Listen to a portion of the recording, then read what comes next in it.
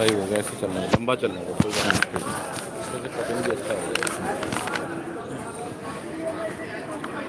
नमस्कार दोस्तों, मैं जेडलो नलिन तलवार, फेडरेशन ऑफ वेटरन्स एसोसिएशंस का जनरल सेक्रेटरी और साबका सैनिक संघर्ष कमेटी, जो कि मेरी मेन एसोसिएशन है, जो कि एक भाग है फेडरेशन का, उसका नेशनल स्पोक्स पर्सन। साथियों, आपने मेरे इसका टॉपिक तो पढ़ ही लिया होगा, लेकिन हमारा मेन जो मुद्दा है, जिसके लिए कि हमने एक मेमोरेंडम जो है आज अभी दे के आया हूँ मैं प्रधानमंत्री कार्यालय, राष्ट्रपति महोदया को और रक्षा मंत्रालय में। ये रहा, उनकी तीनों की मोहर भी लगी है, ज़रा पास से दिखा दीजिए।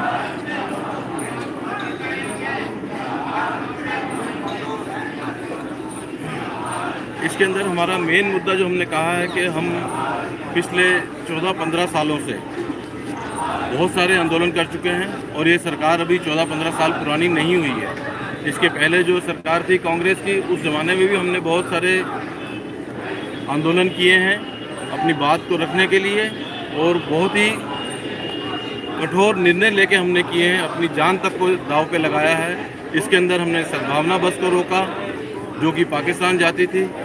इसके अंदर हमने शताब्दी एक्सप्रेस को पंजाब में रोका। उसके बाद हम 2-3 बार टैंकियों पे भी चढ़े हैं, क्योंकि कोई भी सरकार आए, कोई सी भी पार्टी की आए, जब तक बाहर हैं तब तक ये बहुत बड़ी बातें करते हैं और जिस दिन ये लोग सत्ता में आ जाते हैं, इनको कुर्सी मिल जाती है, इन सब के जो है आंखें फेर लेते हैं ये लोग। इनको ना तो कोई आम आदमी नज़र आता है ना कोई और, इनको सिर्फ़ और सिर्फ ख़ास आदमी नज़र आते हैं, चाहे वो इंडस्ट्रियलिस्ट हों या अगर हम पूर्व सैनिकों की बात करें तो हमारे अधिकारी हों। इनको लगता है कि जैसे उन्होंने सेना के अंदर असीमित पावर्स दे के हमारे ऊपर बिठाया हुआ है कि उनको किसी गवाही की ज़रूरत नहीं है और हमको कैसे भी पनिशमेंट दे के और 4-4, 5-5 एंट्री एक साल में करके, जिस बंदे का मतलब 14 साल सर्विस ठीक निकाली है, एक साल के अंदर 4-4, 5-5 एंट्री करके बाहर निकाल दें, तो उनसे इनका नाता रहता है। और यही मोदी सरकार ने भी किया, इन्होंने आके सीधा अफसर्स को दे दिया, जबकि 1973 से लेकर आज तक जितनी भी कमेटियां बनी या जो भी बात हुई उसके अंदर अफसर्स का कहीं नाम नहीं था। इन्होंने आते सार उनको प्रॉमिस किया, उनको दिया, और उसके अंदर जो सबसे ज़्यादा इनके मुखर थे, जो कि बीजेपी के सैनिक प्रकोष्ठ के ब्रिगेडियर थे, उनको इन्होंने इनाम के तौर पर पहले अरुणाचल प्रदेश का गवर्नर बनाया, अब वो लेह लद्दाख में गवर्नर बने हुए हैं। तो इस प्रकार का इन सभी राजनीतिक दलों का रवैया रहता है। हम किसी राजनीतिक दल के साथ नहीं हैं, अगर किसी को ऐसा लगता हो। अगर हमारी बात नहीं मानी जा रही है, हमने साधु संतों से भी, जो कि फिर भी उग्र हो जाते हैं, हम यहाँ पर 1 साल से बैठे हैं और दिल्ली पुलिस के साथ हमारा कोई झगड़ा नहीं हुआ है। दिल्ली पुलिस आके हमको तंग नहीं करती है, हम उनको परेशान नहीं करते। अगर हम यहाँ पे कुछ गलत करेंगे तो वो परेशान होंगे, तो वो ज़रूर आके हमको परेशान करेंगे, लेकिन ऐसा नहीं होता। अगर कोई गलती से सीआरपीएफ बीएसएफ वाला जो नए आते हैं रोजाना, वो आके हमसे कोई बात करते हैं कि साहब आप यहाँ धरना नहीं लगेगा, तो हम उनको दिल्ली पुलिस के जो हैं उनके पास लेके जाते हैं। वो उनको कह देते नहीं नहीं इनके लिए नहीं है। क्यों? हम लोग शराफत से बैठे हुए हैं। हम महात्मा गांधी के नक्शे कदम के ऊपर चलने की कोशिश कर रहे थे, जबकि साबका सैनिक संघर्ष कमेटी पिछले 15 सालों से इस बात के लिए जानी जाती है कि ये लोग हमेशा उग्र प्रदर्शन करते हैं। ये लोग हमेशा कभी भी ये प्रेम भाव और उसकी बात नहीं करते, लेकिन हमने 1 साल बैठ के दिखाया है यहाँ पर इसी जंतर मंतर पर कि हम लोग जितने उग्र थे उतने ही शांत भी हैं, क्योंकि हम जानते हैं कि ये सरकारें नहीं सुनेंगी। वो उग्र प्रदर्शन हम 2-2, 3-3 दिन तक या 5 दिन, 10 दिन, 11 दिन तक करते थे। ये हमने 1 साल करके दिखाया है। तो मेरे पूर्व सैनिक भाइयों, जो लोग ये कहते हैं कि गालियाँ देते हैं, ये करते हैं, वो करते हैं, उनको पूछो कि वीडियो दिखाओ, कहाँ गाली दी है कपिल ने, कहाँ गाली दी है हरपाल सिंह ने, कहाँ गाली दी है तलवार ने, किस वीडियो में? नहीं मिलेगा।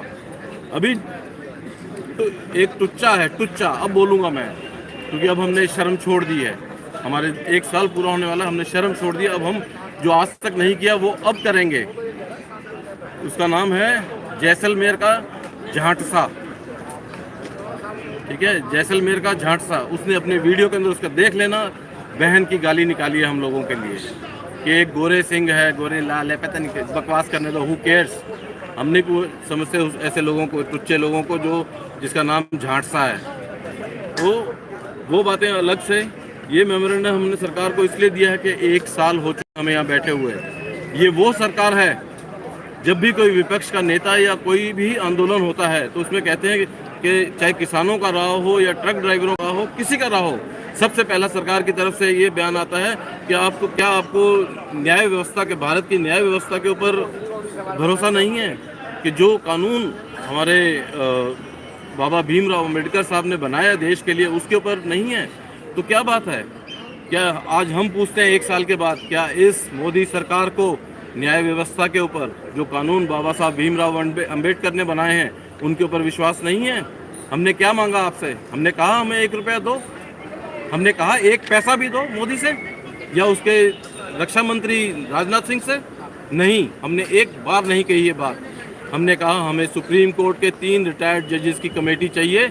जो भी हमारी विसंगतियां हैं, जो भी मोदी सरकार ने या पुरानी कांग्रेसी सरकारों ने पूर्व सैनिकों के साथ किया है, उसके ऊपर विचार करने के लिए हमें 3 सुप्रीम कोर्ट के रिटायर्ड जजेस की कमेटी चाहिए। और वो भी सिलेक्शन जो होगी सरकार नहीं करेगी, सुप्रीम कोर्ट के चीफ जस्टिस करेंगे उसका। वो कौन 3 जज होंगे? ये अपने घर के बंदे नहीं बिठा सकते वहाँ पर, सुप्रीम कोर्ट के चीफ जस्टिस करेंगे। हमें इस देश की न्याय व्यवस्था, इस देश के कानून पे पूरा विश्वास है, इसीलिए ये बात कह रहे हैं। लेकिन जिस प्रकार से 1 साल से सरकार ने हमको यहाँ बिठा के रखा हुआ, हम वो पूर्व सैनिक रह गए हैं कि जिनके कपड़े फट गए हैं। हमारे पास पैसा नहीं है यहाँ पे बैठ के 1 साल तक इसको चलाना। मोदी सरकार जानती है, उसके नेता जानते हैं, अभिनेता जानते हैं कि 1 साल तक धरना चलाना कोई आसान बात नहीं है। हम 1 साल से यहाँ पर घिस रहे हैं अपनी, हमारी पैंटें फट गई हैं, नीचे चड्डियाँ बची नहीं हैं। शर्म आनी चाहिए ऐसी सरकार को और ऐसे नेताओं को जो हमारे देश के नेता बन के बैठे हुए हैं और जो कहते हैं कि इतनी बड़ी बड़ी बातें फौजियों के लिए। जब देखो दिवाली होली के ऊपर फौजियों की यूनिफॉर्म डाल लेते हो। अरे फौज के अंदर भर्ती होने के लिए जान देनी पड़ती है, जान। ऐसे नहीं फौज के अंदर भर्ती होता, सर पे कफन बांध के बंदा निकलता है जब निकलता है ड्यूटी के ऊपर। जम्मू कश्मीर में हो, नागालैंड में हो, अरुणाचल प्रदेश में हो या कहीं भी हो, अपने जान हथेली पे रख के चलता है और गोली खाने को तैयार रहता है। तुम्हारी तरह नहीं रेड पेन के ग्लासेस लगाए, फौजी वर्दी डाल ली और पहुंच गए वहाँ पे लड्डू का डब्बा लेके, मिठाई का डब्बा लेके। माफ़ कीजिएगा, ऐसी हरकतें आपको शोभा नहीं देती। आप देश के प्रधानमंत्री हैं और एक वो रक्षा मंत्री हैं जिनको आपने बना के रखा। उनके पास हम 15 बार जाके मिल चुके हैं, 15 बार। और हर बार की मीटिंग के बाद में आखिर के अंदर ये होता है, हमारा मेमोरेंडम पकड़ के वहीं पे लिख देते हैं, CDS please tell me, I will do this, I will do that. लेकिन उसके बाद कोई जवाब नहीं आता है। और आखिर में मीटिंग के कहते हैं ऐसे उंगली उठा के। ये क्या है उंगली? भगवान हमारे लिए आएंगे या मोदी जी करेंगे तभी होगा? तो आप किस बात के रक्षा मंत्री हैं? छोड़िए, आप क्या कैबिनेट मिनिस्टर की फैसिलिटीज लेना चाहते हैं? सिर्फ कोई आप अपनी तरफ से कोई भी न्याय संगत बात नहीं करना चाहते हैं? आप कोई ऑर्डर नहीं देना चाहते हैं? आप कुछ नहीं सुनना चाहते किसी की? आप खुद कोई निर्णय नहीं ले सकते? तो किस बात के भाई? भारत एक सुपर पावर है। हमारी आर्मी देश की टॉप 5 आर्मी के अंदर आती है। अगर उसका रक्षा मंत्री एक डिसीजन नहीं ले सकता है, अगर यहाँ का रक्षा मंत्री कोई भी डिसीजन लेने के लिए कहता है कि ऊपर ऐसे उंगली दिखाता है, तो ये हमारे देश के लिए अच्छा नहीं है, हमारी सेनाओं के लिए अच्छा नहीं है। हम कहीं पर भी मुंह दिखाने के लायक नहीं है किसी भी कंट्री के अंदर, कि जहाँ पर ये बात लोगों को पता चले कि यहाँ का रक्षा मंत्री निर्णय लेने की बजाय ऐसे ऐसे उंगली दिखाता है कि ऊपर वाला करेगा, मैं कुछ नहीं कर सकता। तो इसी के बारे में ये है। इसके अंदर दूसरी चीज़ जो हमने मेन लिखी है, सबसे पहले तो हमारा रोष है कि 1 साल से हम बैठे हैं, इस मोदी सरकार ने ना तो हमें बुलाया, ना इनका कोई वो आया। ये ना सोचें कि ये इस तरह से हम चुप बैठे हैं, प्यार से गांधी जी के नक्शे कदम पर चलने की कोशिश कर रहे हैं, तो हम कोई शांत किस्म के इंसान हैं। हम फौज में रहे, अपनी जान हथेली पर रख के हम लड़े हैं। तो आपको आज बता देना चाहता हूँ मोदी जी और साथ में राजनाथ सिंह जी, जब 1 साल पूरा होगा तो हम जरूर उग्र रूप धारण करेंगे। हम महात्मा गांधी का जो फॉलो कर रहे हैं उसको छोड़ के भगत सिंह को फॉलो करेंगे। तो जब हम भगत सिंह को फॉलो करेंगे तो आपको समझ में आएगा कि हम क्या हैं। हमने देश की रक्षा की है अपनी ज़िंदगी के। मैंने 23 साल दिए हैं वायुसेना के अंदर। बाकी लोग जो हैं पीछे खड़े हैं, कोई 17 साल, कोई 20 साल, कोई 30 साल तक अपनी नौकरी करके आए, बॉर्डर के ऊपर रहे हैं, दुश्मन की गोलियां खाई हैं छाती पे, विधवाएं हुई हैं हमारी बहनें, वीरांगनाएं हुई हैं। तो आप क्या समझते हैं कि ये जो फौजी यहाँ पे 1 साल से बैठे हुए गधे हैं, इनको कोई अकल नहीं है? लेकिन हम आपको दिखाना चाहते थे कि गांधी जी के नक्शे कदम पर अगर आप चलेंगे, अगर आप गांधी जी के नक्शे कदम पर हम चल रहे हैं, तो उसका क्या हमें अंजाम मिल रहा है? हम 1 साल से यहाँ पर घिस रहे हैं अपनी। कितने लोग आए, कितने नहीं गए। हमने 23 जुलाई को 1 लाख से ऊपर बंदा इसी जंतर मंतर में, जिसके ऊपर 1000 से ऊपर की आप मांगते हैं कि 1000 से ज़्यादा बंदा आएगा तो आपको परमिशन नहीं मिलती। हमने 1 लाख बंदा यहाँ इकट्ठा करके दिखाया है। लेकिन आपके पार्टी, मैं नाम नहीं लूँगा आपकी पार्टी का, आपकी पार्टी ने हमारे बीच में फूट डाली। और हमारे साथ जो हमारा अध्यक्ष था, अभी थोड़ी देर में भाई लोगों मैं आपको उसकी फ़ोटो भी दिखाऊंगा, उधर टांगी हुई है उन गद्दारों की फ़ोटो, जो कि आरएसएस और बीजेपी का बंदा है। उसके साथ जो थे वो लोग भी उसी के थे, वो हमें दगा दे के गए।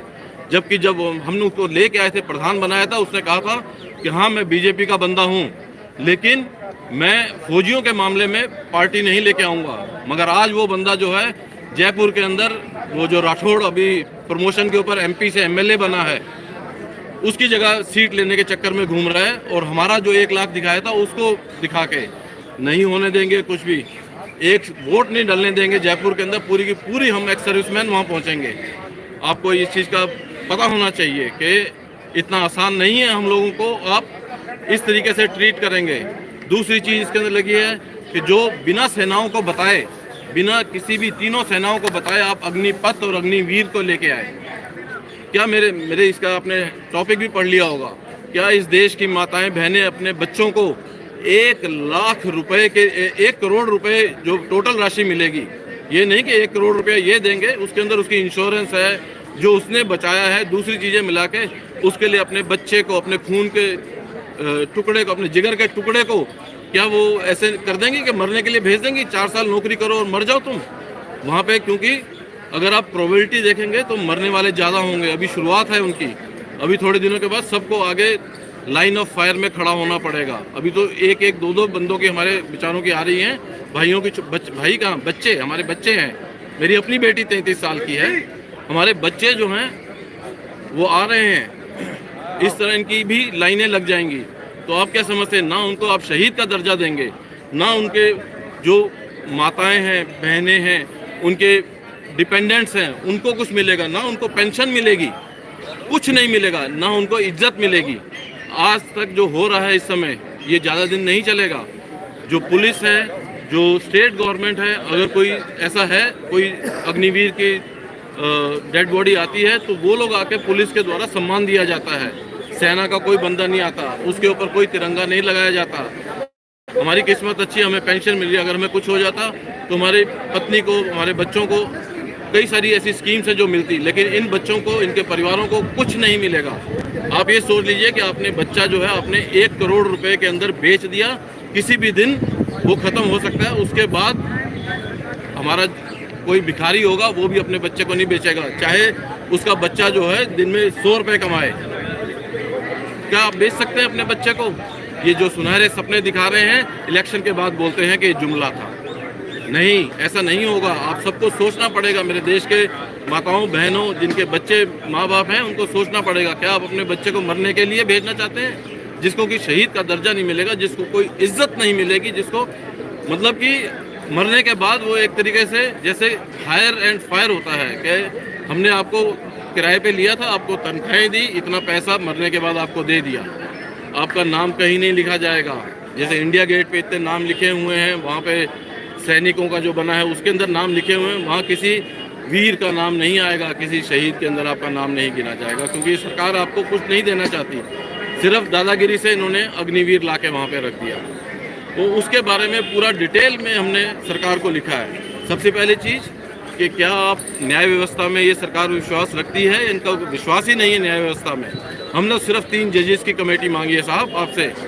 हमने कहा हमें 3 सुप्रीम कोर्ट के जजेस की कमेटी दीजिए और वो हमारे मुद्दों को समझे, जाने। अगर हमारे मुद्दे गलत होंगे तो हम आपसे यहाँ खड़ा होकर मैं प्रॉमिस करता हूँ, हम नज़र नहीं आएंगे कि गलत मुद्दा है तो हम काट देंगे, हमारी लिस्ट में कभी नज़र नहीं आएगा।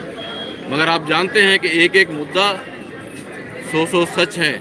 जिन लोगों के लिए आपने ओआरओपी ला के दे दिया, आज आप जो है खड़े होकर बोल देते हैं। कभी आपने कम से कम हमें मत दिखाइए श्वेत पत्र, आप तो कम से कम उनसे मंगाइए।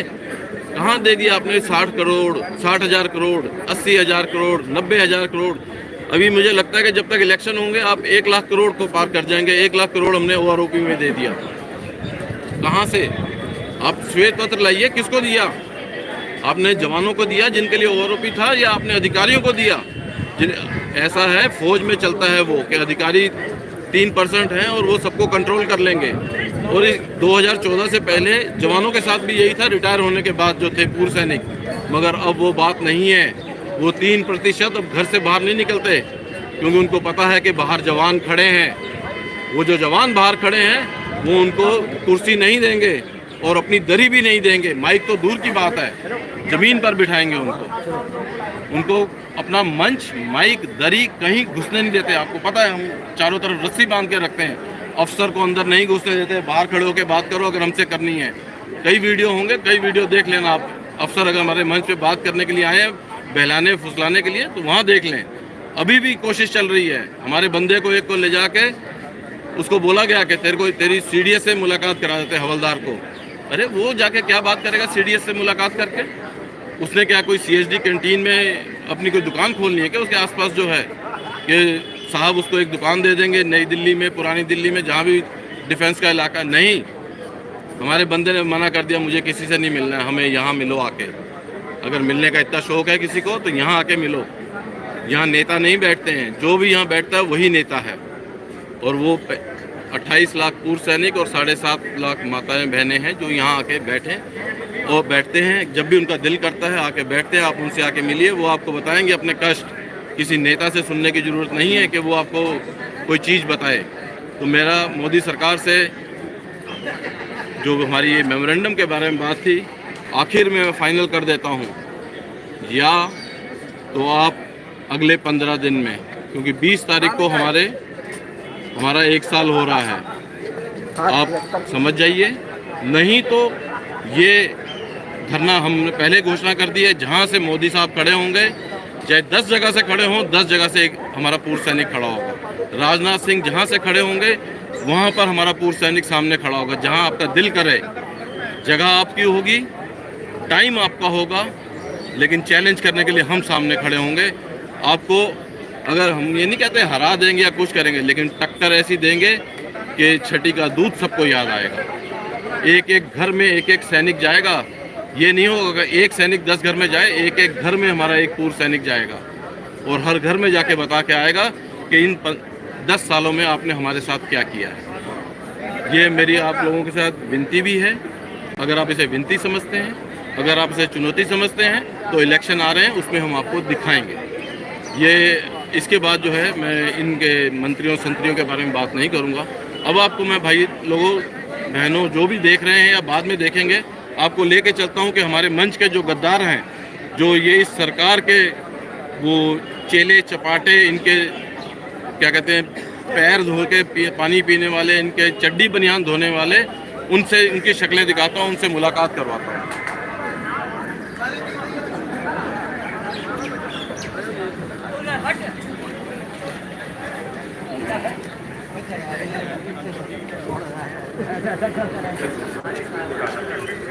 दोस्तों, ये हैं वो गद्दार, ये हैं मुख्य 5 गद्दार और इनके साथ 5 और हैं। हम 26 थे जिन्होंने फेडरेशन बनाई थी। हम 26 थे, उसमें से ये 10-12 गद्दार जो हैं हमें छोड़ कर गए। 5 ये हैं, इनके नाम आप पढ़ सकते हैं। इनके अलावा एक इनमें आप देखिए, मैं आपको बताता हूँ कि क्या तरीका है। ये एयरफोर्स का है, ये एयरफोर्स का है। 5 में से 2 एयरफोर्स के, ये नेवी का है। आप देख लीजिए, सेना के अंदर ज़्यादा आर्मी है, 12 लाख बैठी हुई है आर्मी, बाकी सब 2 लाख 3 लाख 1 लाख के अंदर ही आते हैं। नेवी और एयरफोर्स कितना हमारा वो है, ये आर्मी का है। ये जो है ये यूट्यूबर, ये आर्मी का है। ये सरकारी कर्मचारी है, क्लास 1 गेस्टेड अफसर है। इसने हमसे छुपाया कि सरकारी अफसर है। ये कैसे सरकार के खिलाफ बोल सकता है? ये सरकारी नौकरी कर रहा है, ये बैंक में नौकरी कर रहा है, इसका अपना धंधा है यूट्यूब का। ये हमारे जवानों के लिए कैसे बोलेंगे? और ये मीठी मीठी बातें करके, ये सब हैं एक पार्टी के टट्टू। और इन्होंने हमारे साथ 23 जुलाई के बाद 20 सितंबर को गद्दारी की और भगोड़े हो गए 10-12 आदमी। लेकिन इस फेडरेशन का मैं जनरल सेक्रेटरी हूँ, फेडरेशन ऑफ वेटरन्स एसोसिएशंस का, और मेरे साथ 14 आदमी हैं और सारा का सारा बहुमत मेरे पास है। पूर्ण बहुमत से यूट्यूब के ऊपर वीडियो पड़ा हुआ है। मीटिंग के अंदर इसको अध्यक्ष पद से हटाया है। अब बारी इन 4 और बाकी के 8 जो हैं उनकी है। छोड़ेंगे नहीं किसी को। जो हमारे जंतर मंतर पे मेरे पूर्व सैनिक माताएं बहनें अपने बच्चों का निवाला छीन के यहाँ पे चंदा दे के गए हैं 13 लाख रुपया, जो तुम लेके भागे हो यहाँ जंतर मंतर से। हमारा अर्जुन सिंह सैनी तैयार रहना। मैंने कहा था 21 जनवरी के बाद मैं छोड़ूंगा नहीं, तो अब तुम्हारी बारी है। मैं किसी को तुम में से छोड़ने वाला नहीं। और पूरा का पूरा 13 लाख रुपया जो पूर्व सैनिक का तुम लेके भागे हो, तुम्हें वापस करना पड़ेगा। तुम जितने मर्जी करते रहो। क्या न्याय यात्रा, रेवाड़ी में न्याय यात्रा करेंगे? तुम्हारे साथ बंदा कौन आएगा ये देखना। सारे देश के सामने तुमको नंगा करूंगा। यहाँ जंतर मंतर से बोल रहा हूँ, चलो दिखाइए जरा। साइड में भी लोग खड़े होने शुरू हो गए मेरी बात सुन के।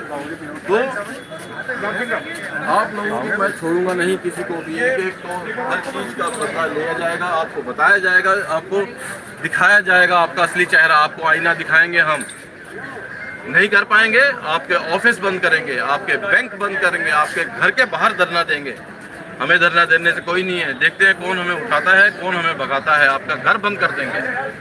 हम धरना देंगे शांतिपूर्ण तरीके से। कोई लड़ाई झगड़ा करने नहीं आएंगे। शांतिपूर्ण तरीके से आपका निकलना बंद करेंगे। आप तैयार रहिए अब सारे के सारे। अभी भी समय है। जिसके पास भी तुम में से पैसा है, आके जंतर मंतर पे मेरे पास जमा करवाएं। हम नया ट्रेजर रखेंगे, नया प्रेसिडेंट सब कुछ बनाएंगे। अगर आपको वापस आना है, आपको एक मौका देता हूँ, इसके बाद कोई मौका नहीं। आप लोगों को छठी का दूध याद दिलाया जाएगा। आप इस तरह से मक्कारी करके हमसे हमारा पैसा छीन के, हमारे पूर्व सैनिकों का पैसा छीन के नहीं जा सकते। और इल्ज़ाम लगाते हो सब कुछ कि हमारे बाई लॉज में ये लिखा, बाई लॉज में लिखा है। मैं अर्जुन सिंह से पूछता, कौन से बाई लॉज में लिखा था कि तुम 1 हफ्ते के अंदर चुनाव करा लोगे? 1 महीने का लिखा है। मुंह बंद हो जाता है, उस समय दही जम जाता है मुंह में। कौन से बाई लॉज में लिखा है? क्या तुम्हारे बाई लॉज जो तुमने बनाए हैं, इसने बनाए बाई लॉज, मैंने नहीं बनाए? क्या उसके अंदर नहीं लिखा हुआ कि एग्जीक्यूटिव कमेटी के अंदर सारे फाउंडर मेंबर्स होंगे? तुमने सिर्फ अपने ये 4-5 बिठा लिए, और साथ में, क्योंकि मैं जनरल सेक्रेटरी हूँ, एक मैं, बाकी सारे तुम्हारे थे 6 में से। और तुम वहाँ पे बैठ कर डिसीजन लेना चाहते थे। और जो बाकी के 26 थे उनका क्या होगा, जो फाउंडर मेंबर्स थे? मैं आज वो भी शेयर करूँगा, उसका कागज़ जिसके नीचे अर्जुन सिंह के, मेरे और इसके सिग्नेचर्स हैं, जिसकी ओरिजिनल कॉपीज मेरे पास है, इनमें से नहीं है।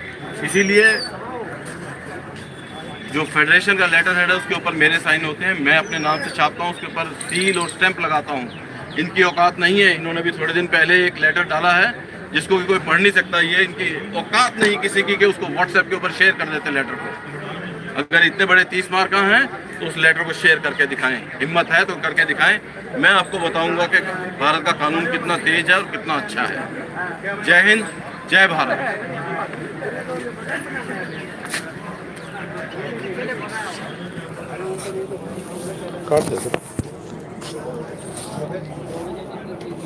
ये अपने विभागीय अधिकारियों के खिलाफ आप बोल रहे हैं।